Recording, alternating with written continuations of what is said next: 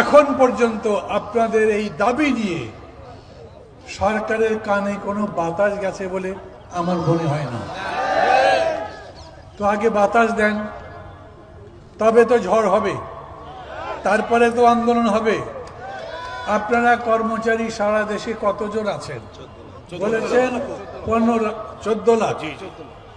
কতজন আছেন এখানে? 1 লাখ 2 লাখ লোক জমা হন, সেইখানে নিজেদের দাবির কথা বলেন এবং তখন দেখবেন অনেকের দাবি সরকার মেনে নিয়েছেন একভাবে, তখন আপনাদের কথাও শুনবে। আপনারা যেরকম করে বলছেন সব অচল করে দেবেন, অচল করে দিলে কার ক্ষতি? ডক্টর ইউনূস তো বলেছেন আমি যা বলছি এগুলো শোনেন, না যদি শোনেন যা আছে সব দিয়ে আমি চলে যাব। তো আপনারা যখন দাবি তুলবেন, উনি যদি বলেন আমি দিতে পারবো না, আমি গেলাম, তখন কি করবেন? একটা সরকার আছে যে সরকারের ভবিষ্যতের কোনো ধান্দা নাই। এরা কি আবার নির্বাচন করবে? ডক্টর ইউনূস ইলেকশনে দাঁড়াবে? যে ইলেকশনে দাঁড়াবার চিন্তা করে সেভাবে লোকজন খেপলে তো আমার অসুবিধা, ওদেরকে খুশি রাখি। ডক্টর ইউনূসের এবং উপদেষ্টা পরিষদের যারা আছেন, ছাত্র কয়েকটা বাদ দিলে কারো আর একটা ইলেকশন করার ধান্দা নাই। অতএব মানুষ রাগ করলো কি খুশি হলো তাতে কি যায় আসে তাদের? এই জন্যে বলি একটু বুঝে শুনে হিসাব করে আন্দোলন করেন, হিসাব করে কথাবার্তা বলেন, যাতে জিততে পারেন। খালি আবেগের উপরে চলবেন না। এই দেশ আমাদের গড়তে হবে।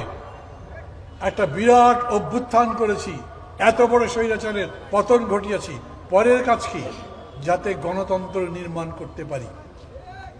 এখন বড় মিছিল করলেই গণতন্ত্র হবে না, গরম বক্তৃতা করলেই গণতন্ত্র হবে না, বরঞ্চ সংস্কার কি কি করলে ভালো হয়, কিভাবে করা যায়, ওই বুদ্ধি যদি ঠিকমতো দিতে পারবেন তিনি দেশের উপকার করতে পারবেন। একইভাবে আমি বলি, বৈষম্য বিরোধী যে আন্দোলন করলেন, কিভাবে দেশের এতগুলো বৈষম্য দূর করবেন তার পারলে একটা শ্বেতপত্র দেন না। প্রত্যেকটা চাকরির ক্ষেত্রে বৈষম্য আছে, প্রত্যেকটা গ্রেডে গ্রেডে বৈষম্য আছে।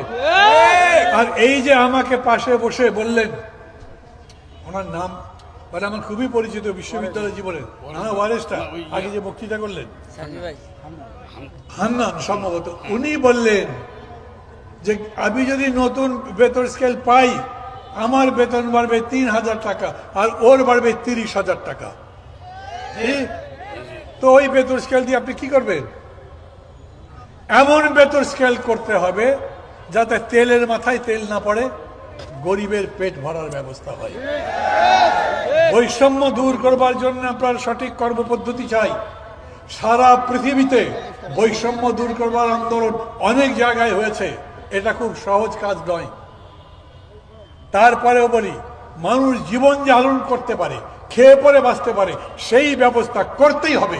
সেটা সরকারের দায়িত্ব, রাষ্ট্রের দায়িত্ব।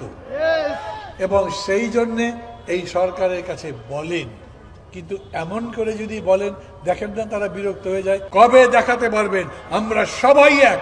আমাদের দাবি মানতে হবে। কবে আপনারা ঢাকা শহরে অতগুলো মানুষ বসবেন যে সমস্ত ঢাকার মানুষের কাছে খবর হবে যে সরকারি কর্মচারীরা যারা সরকার চালায় তারাই কাজ বন্ধ করে রাস্তায় ক্ষুধার জ্বালায় বসেছে? তখন কথা লম্বা করবো না, নামাজ টামাজ বোধহয় শুরু হয়ে গেছে। শুধু এইটুকু বলতে চাই, আজ আমি এসছি, সাকি আসছে। আমি আপনাদের বলি, আমাদের সাথে গণতন্ত্র মঞ্চের 6টা দল আছে, আমরা সবাই আসতে পারি। আমাদের সাথে এখন পর্যন্ত যুগপৎ আন্দোলনে 42টা দল আছে। আমি বিশ্বাস করি 42টা দলই আপনাদের সমর্থন করবে, কিন্তু আপনারা নিজেদেরকে গুছিয়ে এই আন্দোলনটা সামনের দিকে নিয়ে যান।